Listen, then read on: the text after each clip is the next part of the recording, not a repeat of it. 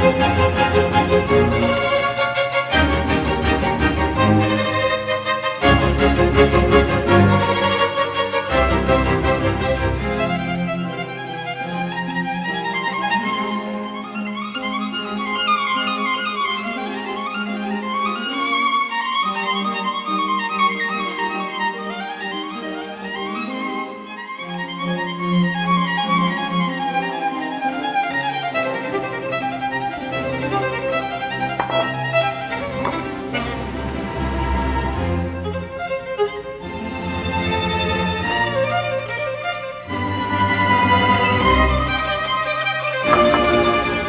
morning, guys. Happy Monday. I just got back from a workout and I'm feeling pretty hungry and a little bit tired. So I have my coffee and I made myself some yogurt bowl. It's another gloomy and rainy day in New York and I'm going to take advantage of that and have a reset Monday and a very productive day today. The things to get done today are, first, I'm going to finish my breakfast. Then it's a hair wash day because I just came back from a workout. And then I actually finished all of the laundry yesterday, but one of my least favorite tasks is actually folding the laundry, so I put that off to today. So we're gonna fold the laundry and then I'm gonna make the bed and just tidy up the house. There has been quite a few dishes accumulated from the weekend, so I'm going to do the dishes. And then by that time, I'll probably have to make some lunch. I'm so excited because I got a new phone yesterday. So I'm gonna set up my new phone. I still have my iPhone 14 Pro, which works fine. It's not that old, but my camera has been acting up a lot recently. Very excited to have the new phone, so we're gonna have to set it up today. For the rest of the day, I'm going to start editing last week's vlog, which by the time you guys see this, it will be out already, so you should check it out. And I think those are the main tasks that I want to accomplish today. So yesterday on Sunday, I didn't really vlog. We tried a new Italian pasta restaurant called Mozart, which is the same owners behind Roscioli. And then we hung out until pretty late and we got home around like midnight or so, which is very late for us. So unfortunately, I didn't have time to watch the White Lotus finale. It's been eating at me because I've been so curious to know what happened. I'm so terrified of going on social media because I feel like there's just spoilers out there waiting to grab my attention. So the biggest priority of today is to be productive and avoid going on social media. And then hopefully tonight I'll make a little cozy dinner at home and we can watch the White Lotus finale. My theory that I actually shared with my friends over dinner last night was that, I'm afraid to say this, but I feel like Chelsea is going to be the one that's going to get hurt, or maybe Rick. I feel like, or maybe she's going to get hurt because people are going to come for Rick. I feel like it's going to be a character that we really care about. And so far, I feel like Chelsea is kind of the only likable character. But yeah, I'm gonna enjoy my breakfast now and I'll catch up with you guys in a bit.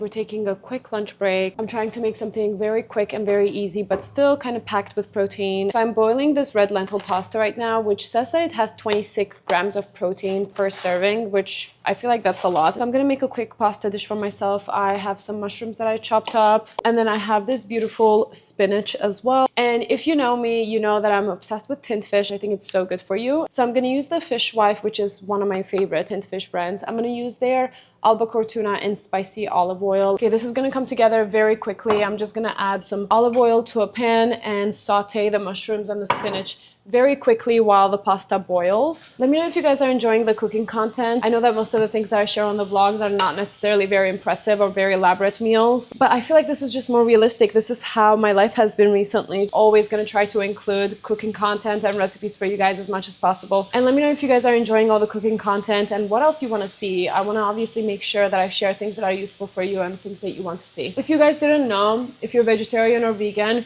red lentils are really high in protein content, so it's a very good vegan protein option.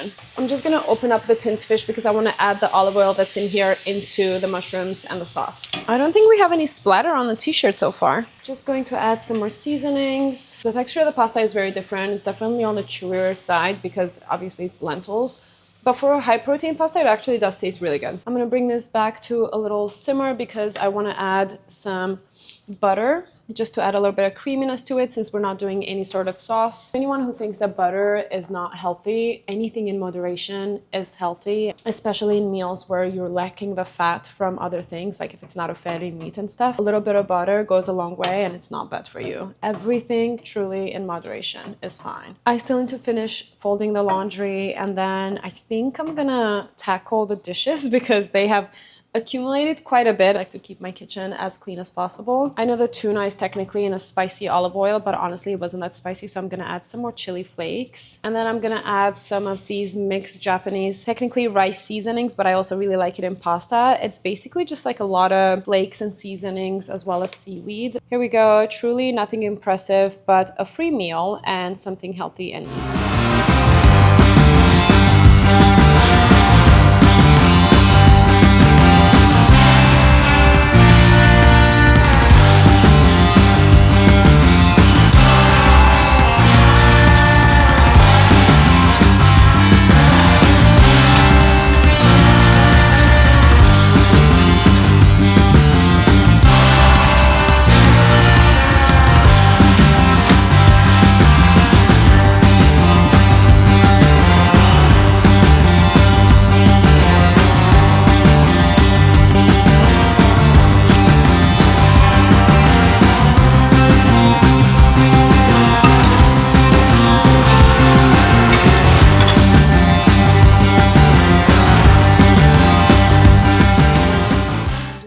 Some Palo Santo, which is truly my favorite scent in the entire world. I pretty much finished most of the tasks that I wanted to accomplish today, so I'm setting up my iPhone now, and then I'm going to start to edit a little bit. Blessings, blessings. This is the new phone. I already put the case on because I'm notorious for dropping my phone, and I actually finally bought Apple Care Plus because I learned my lesson with my previous phone. I dropped it and cracked it so much. All right, so this is the new phone, which is in this nice sort of like gold peachy-ish tone, but what I'm really obsessed with is the metal. It's kind of like a coppery, it's not too gold, it's not too copper, it's not rose gold. It's kind of like an in-between. This one actually does feel lighter. I'm just so excited to retire this phone because the iPhone 14 has a glass back and this is completely shattered, as you can see. Anyway, so I'm transferring my old phone into my new phone. Hopefully it won't take that long. I already backed up my phone. I'm excited to try the new camera and sort of play around with this new button right here. Here's the comparison. It basically looks identical besides the color. Here she is. All right, so time remaining, it says 3 hours. How is that possible? Well, I hope that's not the case, but I will catch up with you guys later. I'm going to get some work done, and then I'm going to make some dinner later and watch White Lotus. Okay, so we're actually being bad, and instead of cooking dinner, we are ordering some Thai food to go with the theme. And I actually picked up some gourmet sort of snacks the other day, and this one is so interesting because they have like Thai flavored popcorn. It's pad Thai flavored, so I feel like that's perfectly on theme. But I'm so excited because I avoided all of the spoilers today. I might potentially know who died, but we'll see.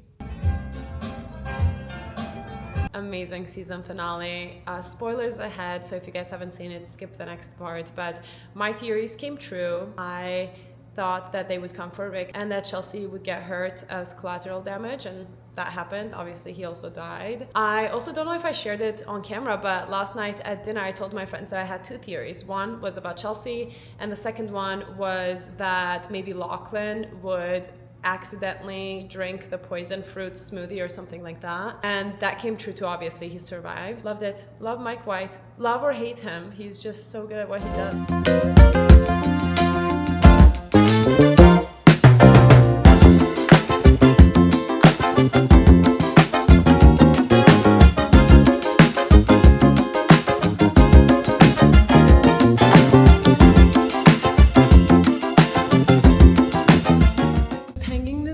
Painting from one point on the wall to me does not feel safe, so I'm gonna add 2 more anchors onto the wall. To these, each one of them supports 75 pounds or 34 kilograms, so I feel like 2 of these should be perfectly safe.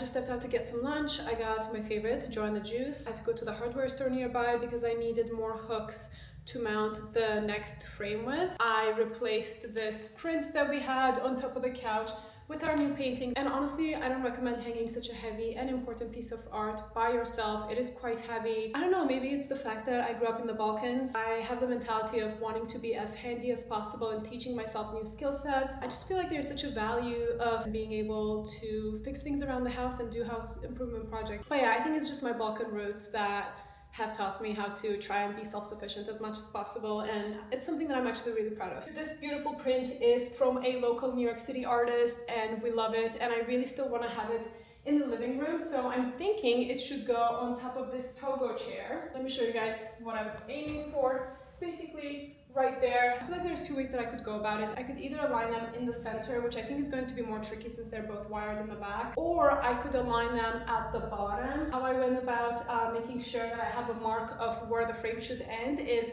I use this marking tape and it doesn't leave any residue and it comes up very easy. I started to basically mark the bottom of the painting, and then I used my level to make sure that the lines were level. I'm not a professional and I haven't learned this from anyone. I just kind of look up videos online, read things, and I think I'm a pretty fast learner, so let's just try our best.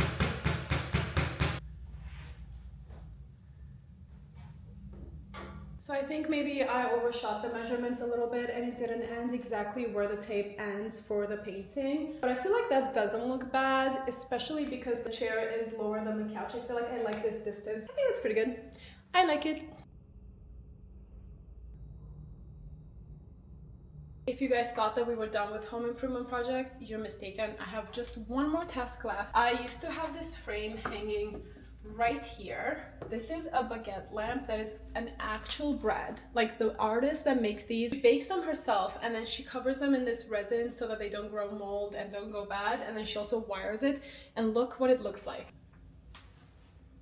Isn't that amazing? When I saw this beautiful print, this one is Vesuvio Bakery, which is in Soho. I believe it's one of the most historic and, in my opinion, one of the best bakeries in the city. So when I saw this, I was like, perfect, it will go so well with a baguette lamp right next to each other. So I just hung it with some command strips, and I think this one's just lost their charm because it fell a couple days later. So I'm just going to replace these. I forgot to click film, but I put the command strips in the center in all the four corners, and I pressed it onto the wall and made sure that it is level. Also, when you're installing something in the kitchen, always make sure that things are not in the way. As you can see, I can still open up my cabinet. Here's the reveal of what it looks like together.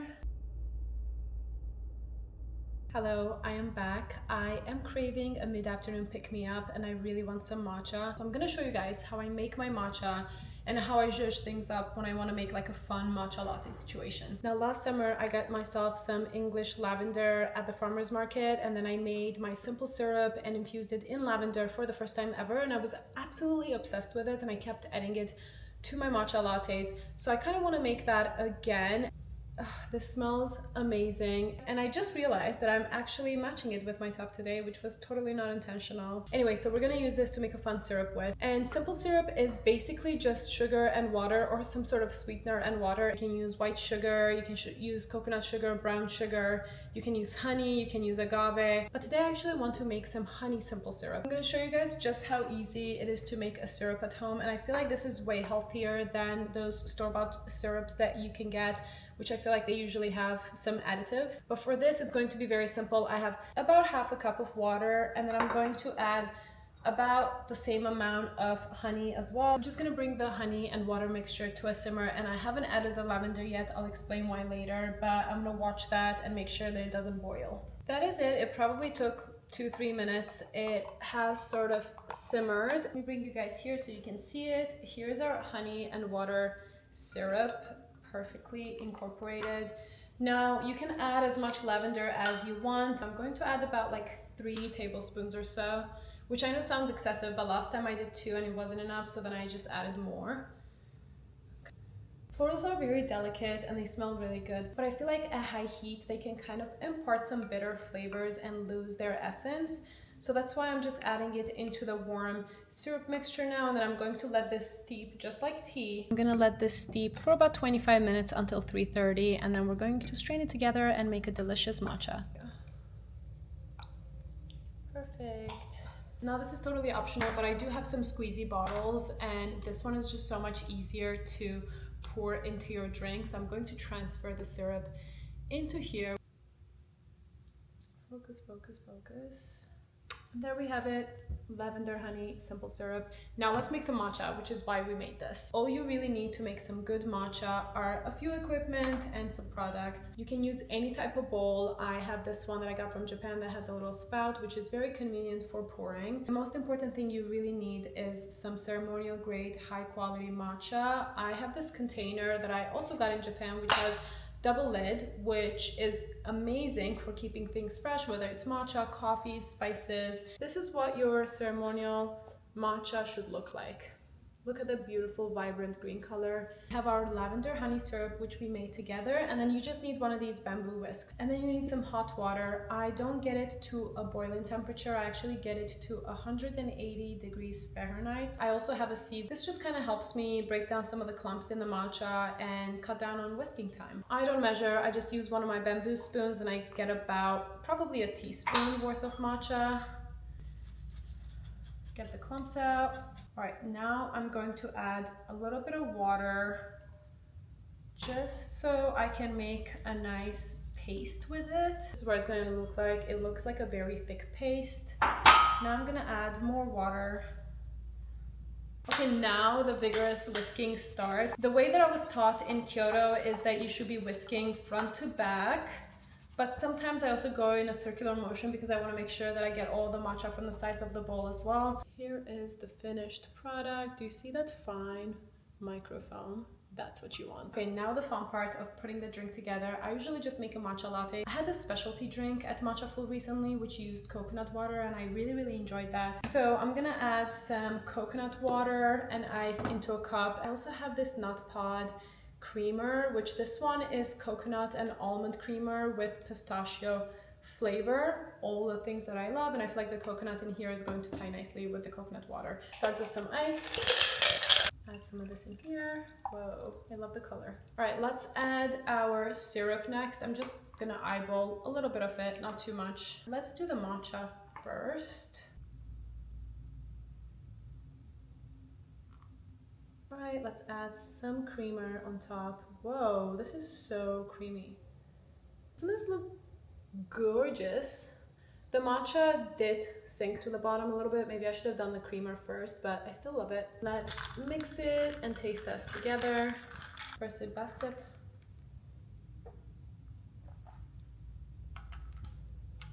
Oh my goodness. I feel like I didn't add enough syrup because I'm not getting much lavender, so let's add a little bit more.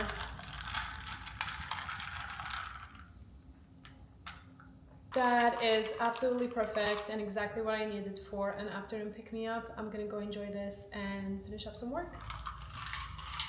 Hi guys, I'm just enjoying my afternoon matcha as I'm about to head out actually to go to the East Village. We're going to a live music event in the East Village with some of our friends. We're going to go check out another new restaurant opening called Smithereens. I believe their focus is all on seafood and they're serving seasonal and elevated New England style dishes, which I'm so excited to try. It looks very casual in there, dark and moody and cozy. But yeah, I'm excited to go out with friends, have delicious food, listen to some live music, and kick off the pre-weekend celebrations. I made myself the same matcha drink with coconut water, but this time I didn't add any creamer, but I did add the syrup that I made and I haven't tasted it yet, so let's taste it together.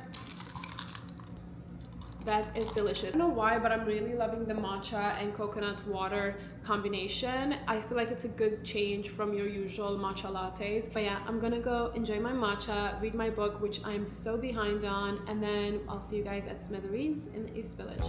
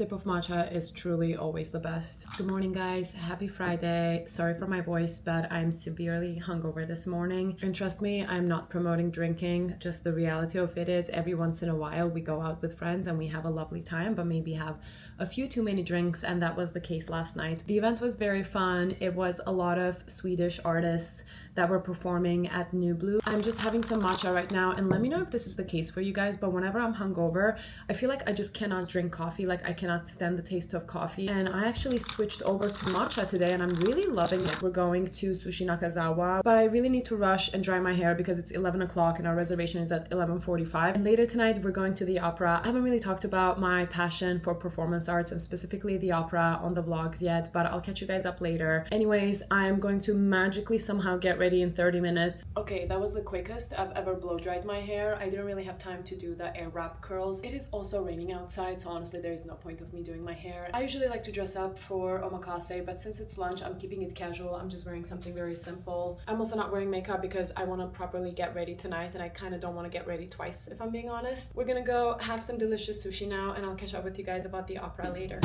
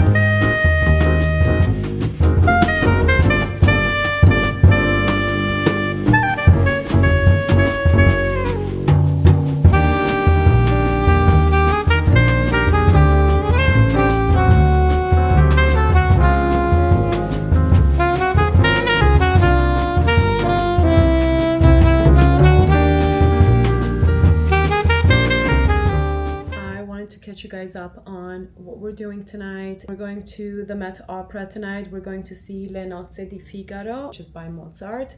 And I wanted to tell you guys more about my love and passion for performing arts, specifically the opera and the ballet, but really more the opera. We go to the Met Opera every season, probably at least a couple of times, and I love it. I've gotten my husband into it as well. In my opinion, it's a great way to have a different type of date night, or even just going with your friends or your girlfriends. It's an excuse to dress up nice. And if you're into theater, performance arts, music, costume design, all of that, I feel like it's honestly one of the best things to do in New York City. My love for the opera actually started when I was 18. I studied in Italy. I went there for high school for 2 years. And I remember, I think my first year there, the school started to get tickets for the opera, and they would invite students to go for free. Obviously, I didn't have any money back then. And I just remember being so mesmerized by it and falling in love with it. I started to seek out opportunities to go to the opera as much as possible through the school, and then when I moved to the US and started to work and make my own money, I would buy myself tickets to the opera as much as possible. And I think a lot of people think that the opera is very expensive, and it's true. There's a lot of premium seats that cost quite a bit of money. There's actually quite a few affordable programs and ways to get tickets. One of the ways to get cheap tickets is rush tickets. I don't necessarily know how much they are, but I know that they're not like more than $50 or so. And then obviously the higher up you go in the opera house, the cheaper the seats are. And the one thing that I always recommend to my friends who are under 40 years old, which is most of my friends, is that the opera is trying to attract a younger audience. So they have this program, Fridays Under 40, where on select Fridays, on select shows, they have tickets that are about $150, and they're very good seats. So yeah, there's definitely a lot of different ways of doing the opera on a budget. But I will link their Fridays Under 40 program in the description so that you guys can get yourself some tickets and treat yourselves to the opera. And the New York City Ballet actually also has an affordable sort of young audience program. It's called 30 Under 30, I believe, and obviously I'm no longer eligible eligible for that, but up until last year, I would get myself tickets whenever I could. They're obviously not premium seats, but you know, they're $30, so I will link that down below too. I'm a huge proponent of doing interesting things and taking advantage of all the experiences that New York City has to offer, because obviously nobody knows whether they're going to be here forever, and why not experience everything that there is out there. So tonight, as I said, we're going to see Mozart's Le Nozze di Figaro, which I haven't seen before actually, and I'm really excited. And obviously I have a whole outfit planned out that I will show you guys, but I'm not sure what my husband is wearing yet, but he always looks very sharp and good for the opera as well. I definitely think sharing these experiences with people you love and appreciate is such a special thing. We also have box seats today, which is the first time that we're doing box seats at the Met Opera, and I have no idea what that experience is going to be like. All right, I'm gonna go finish getting ready and I'll see you guys soon. Hello, beautiful people. I'm ready and I need to get going, but I wanted to show you guys my outfit of the night. Tonight, the dress is the moment. This is a new Magda Butrym dress that I am in love with. It is very simple. I think it's so chic. It is almost ankle length and it's pretty simple, and it's a very nice wool material. But the highlight of the dress is obviously this peekaboo right here in the center with the gorgeous floral appliques, which they're very famous for. For shoes, we're keeping it simple with these slingback pumps that are so comfortable. I'm so used to these. Obviously, it wouldn't be a Sibel opera outfit without some gloves. So I'm going to put these tulle long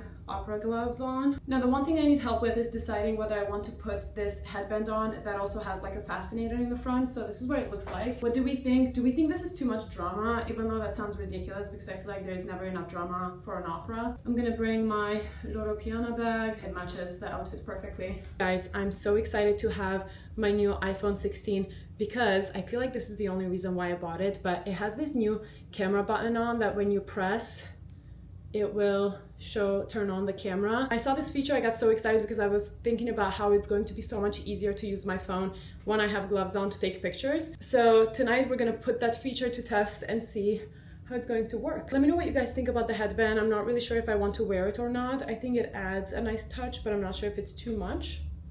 What do you think? We'll see if I end up wearing it or not. Let's head to the Met Opera now.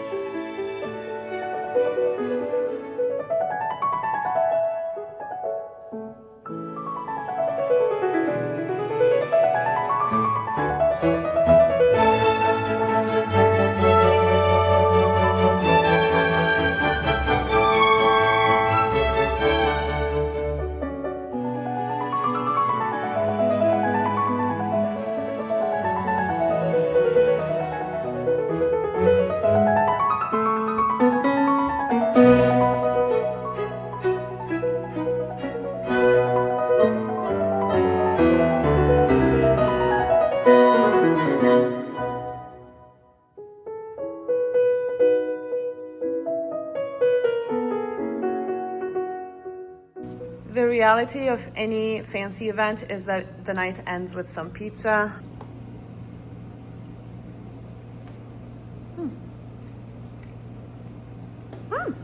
Happy Saturday, guys. Let's catch up about last night's opera. I had the absolute best time ever. It was such an incredible night, and honestly, it's become one of our favorite operas that we've ever seen anywhere. It was so unexpectedly funny, but still very emotional, and honestly, my favorite voice ever of the night was the soprano who was playing the Countess. Her name is Federica Lombardi. She had the most beautiful, powerful, yet angelic voice, and honestly I got so emotional anytime she sang. It was a rather long opera. I believe we were there for like 4 to 5 hours or so, which makes me so grateful that we had box seats because we got the entire box to ourselves. It was our own little private box. It was so comfortable and the views were the most incredible ever. We've done a lot of different sections and seats throughout the years, but the center box seats by far had the best view, and it was one of the best experiences, honestly. Anyways, I am getting ready to go out because we're heading to a wine tasting with friends of ours. But if you guys don't know, I love wine. I am actually a certified sommelier, so I'm just very excited and happy anytime I get to experience and taste new wines. It's a rainy day again, but we're gonna turn this day around. Come una giornata soleggiata, gli occhi d'una figlia appena nata, come il cielo pieno di stelle, penso a tante cose belle,